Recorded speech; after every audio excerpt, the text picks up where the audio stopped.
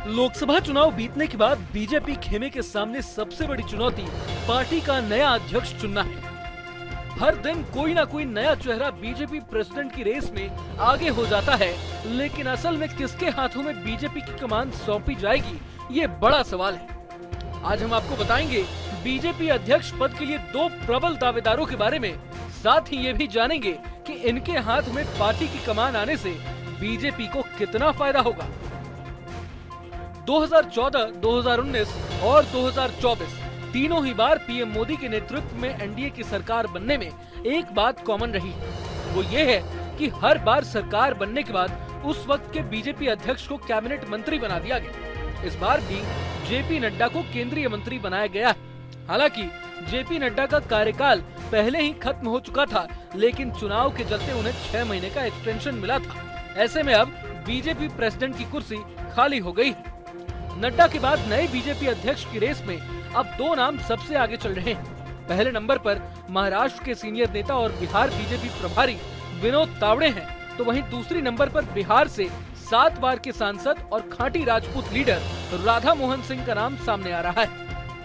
सबसे पहले बात विनोद तावड़े की कर लेते हैं। अगर वर्तमान राजनीतिक जरूरतों, पार्टी के मानदंडों, व्यक्तिगत सफलताओं को पैमाना बनाया जाए तो ऐसा लगता है कि रेस में विनोद तावड़े का नाम सबसे आगे है।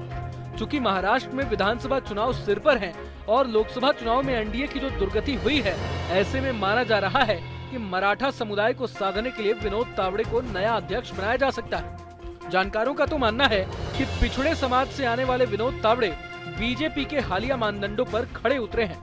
तावड़े ने संगठन में भी खुद को साबित किया है। बिहार प्रभारी के रूप में भी उन्होंने बेहतर काम किया है। साथ ही संघ परिवार से नजदीकियां तावड़े के फेवर में जा सकती हैं।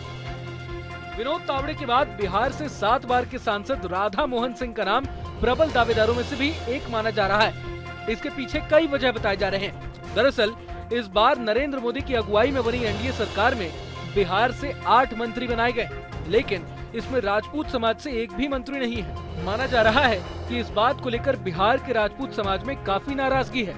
इसके अलावा इस बार के लोकसभा चुनाव में भी देश भर में राजपूत समाज बीजेपी के प्रति नाराजगी दिखा चुकी है।